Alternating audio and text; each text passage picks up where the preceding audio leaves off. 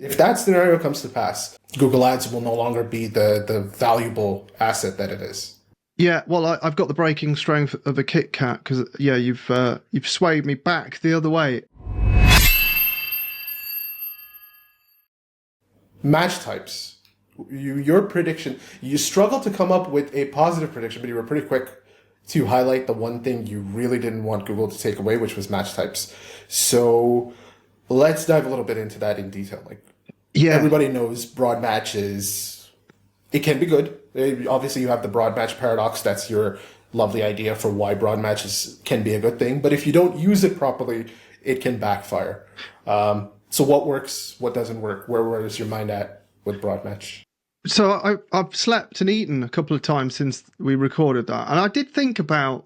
So I was just thinking about, okay, if match types, do we really need them? And if Google gave us search topics, a bit like PMax has, it's going after a topic or a segment or an audience segment, whatever. I thought to myself, right, okay, if Google gave us that, is that the end of the world? So if they remove match types, and I'm going to get a lot of hate for this, because obviously Google listened to me as the fifth most influential PPC expert of 2025, not the first, second, third, or even fourth, the fifth. But would it be the end of the world? No, but there is a crucial thing. We would have to see search term reports. We'd have to be able to apply negatives. That would be the bit. Otherwise, it would be a complete scam because you only have to put keywords in to know that search is dynamic and negatives are required. Do I like match types? I do. I like exact. Could we live without them? Yes, if the targeting became better, a bit tighter. We can still see it in broad. Sometimes it hits, sometimes it misses by a mile. Google cannot replace keywords and match types until those are more hits than misses.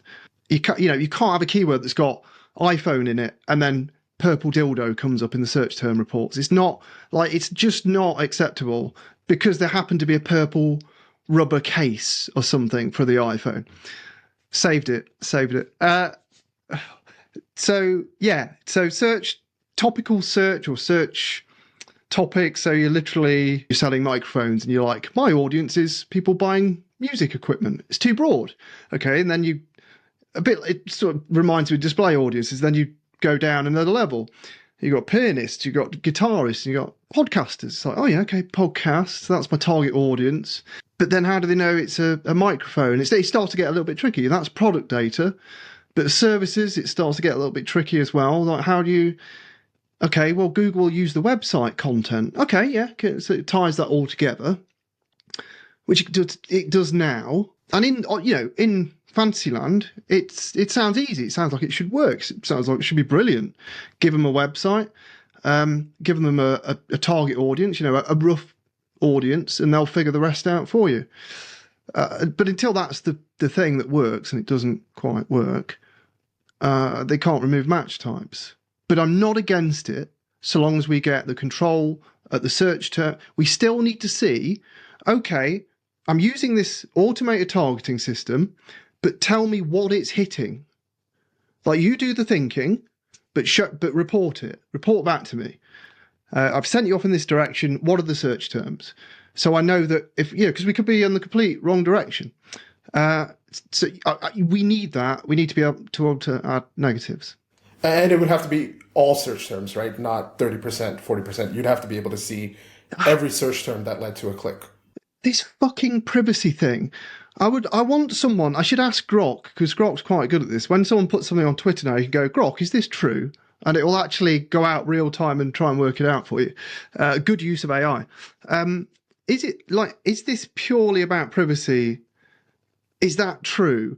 Like, if we're losing over half the search term data, why is that about privacy? I really want someone from Google to say, these are the specific privacy concerns of why you can't see that data. Even better, in your search term reports, like we used to get in UA, GA3, this is filtered data, and then tell us what the filter is. What portion of it is filtered? And just give us a breakdown as why. bullet point it, like 3 reasons because of blah, blah, blah. And 32% is filtered out because of these reasons. At least we know, and they could do that. And then we could complain about those reasons. But at least we'd know. Is that too much to ask? Hello, PPC professional, or agency owner, or in-house marketer, person doing Google Ads. Good news.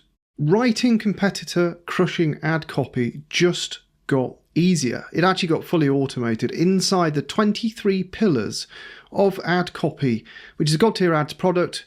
It's $23 because it's 23 pillars. You can get it for $5 by following the link. Why should you do that? Because it shows you the 23 pillars before and after real world case studies of ad copy in the wild, why one's bad, one's good, better, and what you can do about it to increase your own performance of your Google Ads accounts.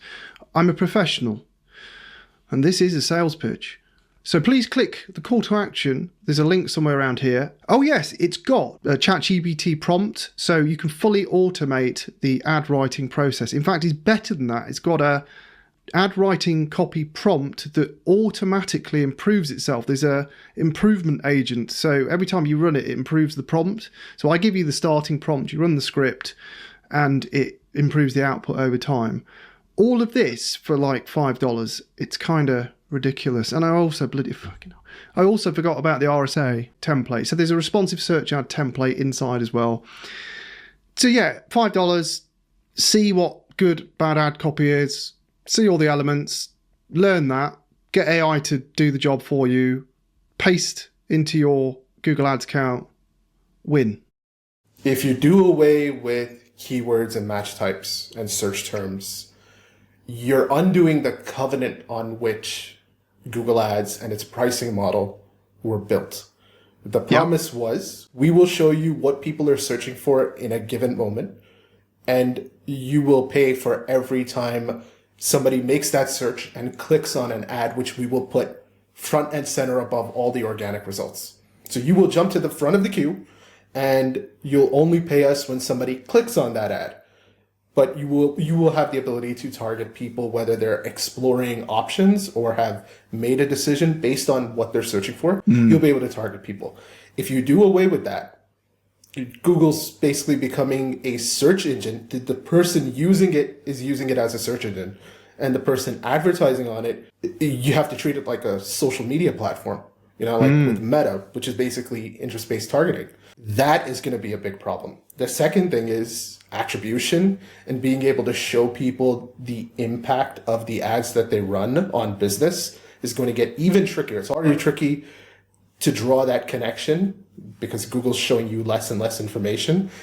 It becomes more nebulous if you group it into themes, because even if the options that Google present us are very specific and they say, okay, you're advertising microphones, it will let you pick who your audience is. Is it people looking for instruments? Is it people who are into podcasting? Even if it gives you that, it also has to let you select what stage of the purchase journey they're in. Because somebody who's starting to think about maybe doing a podcast and wants to see, hey, what kind of gear would I need to get the best quality sound? What mistakes should I avoid? You don't want your ad to show up for those results if you're actually pushing product. There's a problem. Yeah, so it becomes, you lose intent. You lose all intent when it gets into search. Right, there's a problem. Google will want to sell those ad slots, but an advertiser won't want them. If that scenario comes to pass, I can see the fatted cow going to slaughter, and Google Ads will no longer be the valuable asset that it is. Yeah, well, I've got the breaking strength of a Kit Kat because you've swayed me back the other way. The thing I fell in love with Google Ads, and I don't use the L word very often, is the fact that you got everything and it was so precise and you could do what you want. You literally, I want to target this keyword with this advert, send them to this page. I can see that all of it. I can get the conversion, blah, blah, blah. Go on Meta and it's like, oh, it's just like blob. Okay. So I'll create 20 ad variants to see which one resonates with some part of this audience that's just like a blob of lookalikes, or they might like these page. Yeah, it's blobby. I'm not saying it doesn't work, but it doesn't feel like it just didn't feel like the same control level. So we're control freaks when I first got into AdWords. And it's a great product. It's still a very good product because Google still has the search. A lot of people say, oh, AI is replacing LLMs or replacing search. Fucking hell, we're not there yet. Just chill out. Stop. Let's not talk about AI again. So yeah, Google would destroy the cash cow. They'd destroy the product. The problem is they would make more money in the short term because they could treat every thing like a broad and just spend a bit more of everyone's money, but that will burn people. There will be people who are already burnt by Google ads and won't ever come back, and I think that would just accelerate it. So to caveat what I said about match types going away, not being the end of the world, potentially, the big caveat is that they get all of the targeting right, i.e. I can put my website in and Google knows 100% what I'm doing and who the audience is. There can't be any fluff. There can't be any mishits because you can't just stick $1,000 in or 10 grand in and a page and a topic and it miss a bit. It can't be like that because keywords, at least you can see it's my fault. I put those keywords in. I'm missing the target a bit here. Pause them off or add some negs. Or at least I can see in the search term report I'm missing because my assumption about this keyword is incorrect. And the search terms are proving that to me. So I need to go and have a look. Topics, if we didn't have that level of data, would be self-destruct, wouldn't it? So it truly self-destructive because the ad money isn't going to disappear. It's going to flow to Meta and LinkedIn and all these other platforms. And it's not just the ad money that leaves Google out the door. It's the talent. It's, the brand trust. It's the influence that Google is able to have on governments around the world. All of that dissipates if the business doesn't make all the billions that it does. And it'll lose the AI race because if it'll start losing funding. And bureaucracy has the EU's prime example of this. Not to bring politics in, but it's a big bureaucratic engine, and it's a prime example of getting in the way, slowing things down, burning money, and the outcome's not necessarily positive. And if Google gets too bureaucratic about these things, and they're just thinking quarter to quarter, and how do we simplify this and make more money?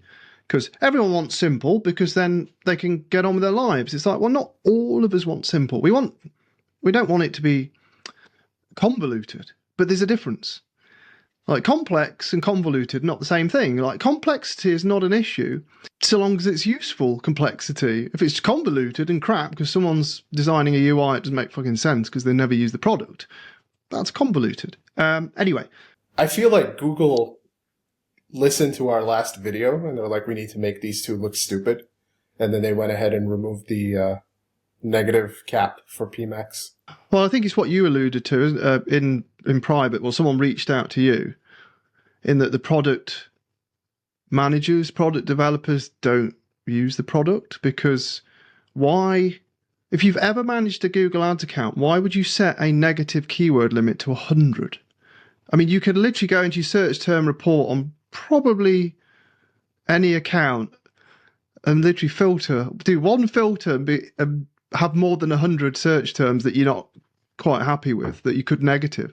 So yeah, it just feels there's a disconnect there, isn't it? But it's a massive organization. God knows how big the Google Ads development team actually is. In fact, that'd be an interesting thing to ask Ginny because it might be smaller than we think, but in my head, it's like this department after department after department, and someone makes a decision up top, and it sort of filters down, and then people who actually use the tool, the product, get it and go, what?